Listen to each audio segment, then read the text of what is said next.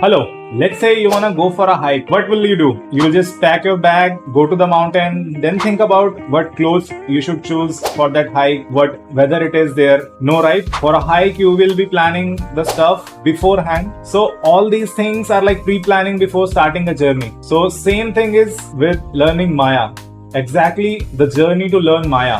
It's been around 8 to 10 years. I have been going through YouTube tutorials, Maya courses. I'm seeing that we are trying to learn Maya from the interface. The first step we are taking is learning the interface. But trust me, that is not how you should start learning Maya. So let me cover the bare basics which you should know like before starting this journey. First one is what is Maya and the company behind it. Maya is a 3D software in which you can model, texture, render, do simulations and stuff. 3D means, I think you already know what is 3D. It's like 3 dimensions. You have this XY in your graph paper. When you were in school, you have seen that graph paper where we have 2 axes, XY axis. But now in Maya, we have this Z axis, which is the depth. And the company behind is Autodesk. Autodesk have different softwares.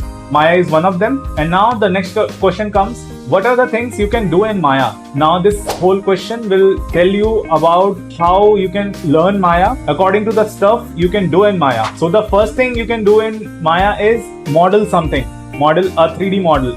Then after that you can texture that model, creating the UV, opening that 3D model into a 2D shape, then texturing on top of it.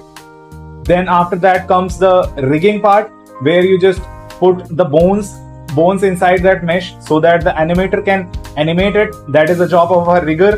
Then next thing is animation, where you can use those rigs and controls to animate your model. And the next thing is effects and simulations. Hair simulation, cloth simulation, water simulation, even ocean simulations. These things can be done in Maya, but in industry, people use different kind of software like Houdini and all. But yeah, these stuffs are there. And next one is lighting and rendering. So you can put lights on your model, on your scene. You can just light the whole environment and then render out the image sequence or video directly. But it's recommended that you should render out the image sequence and later you can just post process that.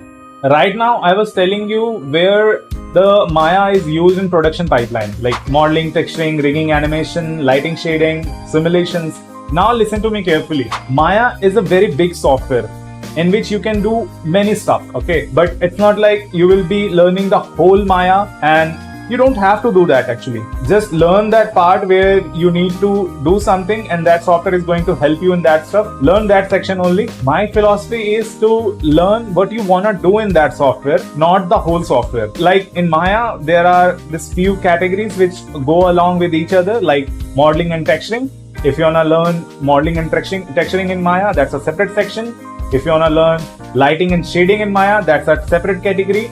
If you want to learn rigging and animation, rigging sometimes go separately and animation separately, but you have to have an idea of rigging and animation like together. Next is fluid simulations and the other simulation part. There are some plugins, external plugins for Maya, which helps in achieving more through Maya. Now you have to choose what you want to do with Maya, like what do you want to finally do in Maya, and for that stuff, I and Maya will help you. Don't start learning Maya as a full software, because maybe at the end of the week you will feel like you are frustrated. You don't want to learn Maya because it's too big to start with. But trust me, if you break down something, it will be much easier for you to just digest and learn. This was the whole point of this video. It's not only for Maya, but if you wanna learn Blender or any other software, that is how I prefer to learn things. Grab the software easily by eating chunks and chunks of that particular software. Like by eating, I mean this learning section. I hope I am clear with that category part, where my modeling and texturing is one section, then lighting and shading is a second section, rigging is a separate section, animation is a separate section, but you have to have the idea of both the things. And effects is a separate section, and you have to search for separate tutorials. For that, you don't have to watch the modeling tutorials because you don't want to do modeling, you want to do effects. So I hope I'm clear with my points. You have to choose a section where you need the help. If you're watching till this point, I would like to know what is your preferred section of learning Maya is. If you comment that preferred section in comment box, I'll put it in a priority list where I will be making tutorials for that preferred section first, then I'll proceed later. If you have any doubt, just let me know in the comment section and I'll be there to help you or guide you. And yes, I will be seeing you in the future videos, and from now on we will be posting videos about Maya tips and tricks, because more than ZBrush I have been using Maya, but I started with ZBrush. I will be posting more about Maya now. This whole roundware animation is all about learning any 3D software. It's not about Maya only or ZBrush only, or in future I'm planning to make videos about Blender also. Whatever stuff I'm learning, I'll be teaching you guys, and whatever stuff I have already learned, that I'm trying to teach right now. Yeah, 3D printing is one of them. I'll be definitely making videos about that stuff also. Thanks for watching, thanks for supporting, and see you soon in the next video.